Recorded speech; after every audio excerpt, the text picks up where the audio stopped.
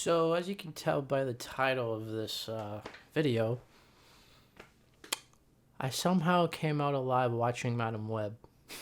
This is gonna be a spoiler talk, so if you haven't seen the movie, good, or I don't know. I don't care. Yeah, I saw the movie and oh my god, I've never laughed so hard in my life watching a disaster. So let's just get the cat out of the bag. I have no script. I'm just going off my thoughts, so it's gonna be a little bit random, a little bit all mixed over. But first off, yeah, the movie is horrible. Everyone has saying that it's been horrible, and they're right. It's horrible. It's not good at all. From the acting to the writing is like something Chat GPT would write. And I've tried writing something in Chat GPT myself, and yeah, it's pretty much the same sort of dialogue that was in Madam Web. There is nothing special about this movie, and I'm not surprised because Sony has done this from time and time again with Morbius, with Venom, and now this film. And I was curious about the writers who wrote this movie, you know? And what I saw, I was not shocked. So it's the same writers from Morbius, and somehow they were able to pull off the miracle of making a more horrendous film with the writing. Like, these are the same people who made Morbius. How is that possible? This movie makes Morbius look like pure cinema. I knew going into this film I wasn't going to like it. I was going to turn off my brain, and I did, but my brain just kept switching back on. I could not. I couldn't switch it off, and it just sucks because why is Sony doing this? Like, who approves of this? You know, what I really want to know is who are the executives? Like, who are the people behind this film saying, oh yeah, we made a good film? Now, look, I've personally been on film sets myself, and you know, as many of other YouTubers have said, that it does take a village to make a movie. And I believe the budget for this film was around 85 million. Just under 100 million. It still turned out like a piece of dog shit. I don't understand. How do you have this high of a budget of a film? Like, imagine you give that budget to passionate fans. Like, they're not gonna they're going to utilize every single dollar to make it a masterpiece as much as they can, you know? And you give us Madam Web. So let's get into the nitty-gritty stuff. So what's her name? Cassie. She's an EMT. She works in hospital and all that. You know, she's first on site emergency call type person, you know, and she works alongside Ben Parker, Peter Parker's Uncle Ben. He's kind of sidelined in this whole story, and I could tell because there was rumors saying Spider-Man was obviously going to be in this film, and they deleted every single thing that was going to reference him. You could just tell by the editing, and as an editor myself, I was just like looking at all the cuts and the transitions and to just every single thing that was in the story. It was just all scattered around the place. Like I said, I'm gonna be jumping around, so if you've seen the movie, you're gonna know what I'm talking about. But Cassie has to, Madam Web, she has to get answers because her mom passed away in the Amazon. And so she says to the girls, the spider girls, like, oh, I have to go get answers to the Amazon. So literally the next scene, she says, I'm gonna go get answers. She's in the freaking jungle. And then she comes across this guy who we see in the beginning of the film who has lived for a long time, and there's like this tribe of spider people, and it's so weird. Like, oh my god, it's so weird. Like, I can't understand how weird it is. It just didn't make any sense from the story standpoint to the editing to just, I don't understand how Sony thought, oh, we made a good film, we did this. I'm very curious from the editors who were editing this movie. They can't possibly think that this is a good cut. This is a messy cut. Like, I don't understand. So no, it was horrible. It was a disaster. I don't even know what to call it. It's so laughable. So one of the funniest scenes that I thought was, there's a scene where Cassie is trying to teach the girls how to do CPR on a pillow. Okay, they have all the girls going like this, and it's so laughable. They all take turns doing it too. And I'm just like laughing so hard right now. Like, they all take turns doing it, and I'm just like, bruh, this can't be real. Like, and then let's not talk about how bad of the villain they had. Ezekiel Sims, his whole motive is he has dreams of these girls, the spider girls that kill him in the future. He wakes up next to another girl, right, that he just got done with from the previous night, and he's like, I've had these dreams and I gotta go after these girls because they're gonna destroy everything I've built. And so he kills the girl, and then he hires another girl to do all the detective work, basically his Barbara Gordon, and she's trying to find and locate these girls. And it's so crazy because he describes how they look in his dream, and she's able to kind of like get the same exact thought and put it on a computer screen and then take the mask off of them because they only wear the mask in his dream. So on the computer, she's able to take off the mask, right? Like some Photoshop magic, and then she's able to identify who the girls are in New York City. They had this technology in 2003. Like, really? That's his whole motive. He just wants to kill these girls. There's nothing else. There's literally nothing else. He has no connection to Cassie. He has no connection to any of these girls except for the future of when they do try and go and kill him.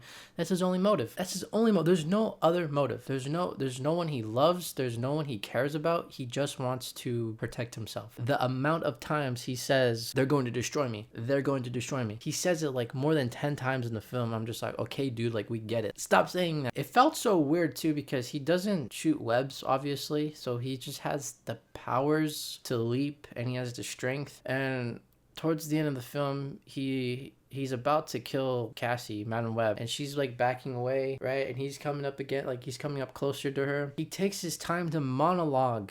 He takes his time. He's like, all this talk about wanting to kill them and everything, and then he's gonna monologue.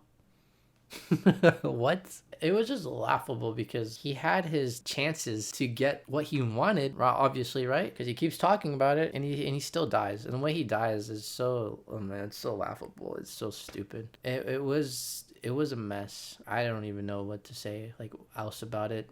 The first death Cassie saw in her visions and her future, she saw one of her coworkers die. She says, "Don't drive this car off. Let me drive it for you." The guy says, "No, you need to take a break. You've been through it a lot today." He drives off, right? Cassie had just seen her vision. He drives off, not even 10 seconds. He gets hit by a truck. It was funny because of how fast it happened. I wasn't expecting that. Like, it just threw me off guard. I'm just like, oh my God.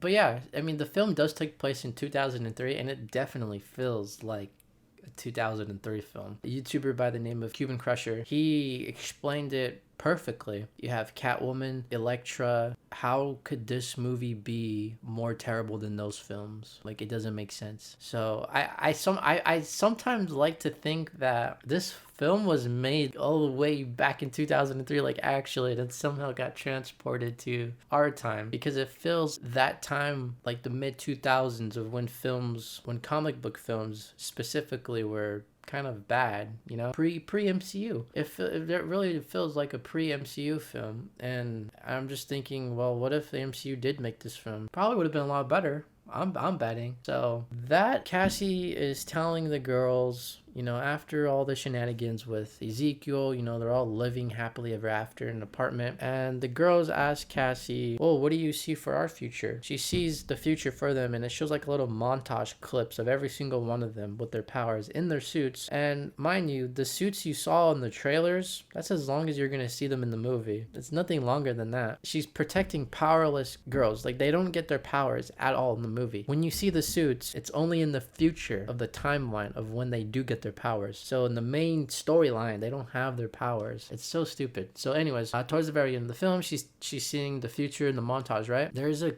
scene they reused the shot from Spider-Man 2, from Sam Raimi's Spider-Man 2, and it's the scene where Peter is running through an alleyway, right? And then the camera it cuts to zooming in towards of a building. They use that same shot in Madam Web, and I already forgot the girl's name, but she has the spider legs, which looks so bad. Looks so bad. She's running in the alleyway, and then she has her fist up like this. And I'm like, oh, imagine you're that like thug in the alleyway and you just see this crazy ass girl in a Spider-Man costume with spider legs just coming at you all crazy. Like, I'd be scared for that guy. Like, that guy was probably just trying to provide for his family, and she just comes out of nowhere. Like, oh my God, it was so bad. It was funny. That's what it was. It was bad. It was funny. It was a mess. It was a disaster.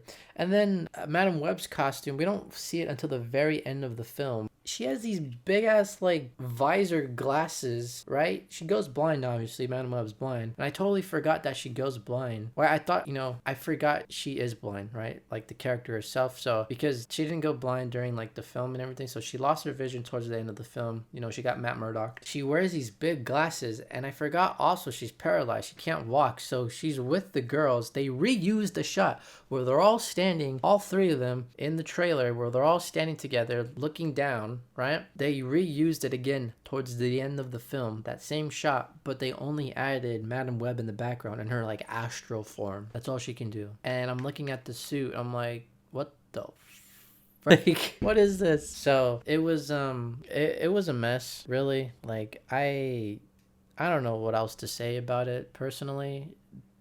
It's all over the place. My message to Sony to this is, please just stop. Please stop making these films. No one likes them. No one cares about them. These characters could have good films, under the right people who actually care about them, and not just putting them out there for money. The directors, the writers, the screenwriters, everyone should be ashamed of themselves, especially Sony as a company, who have the most valued superhero under their arm, and they're mistreating all his characters. And they only care when it comes to Spider-Man because he's going to make the big bucks. But any other character that is associated with him, they don't care.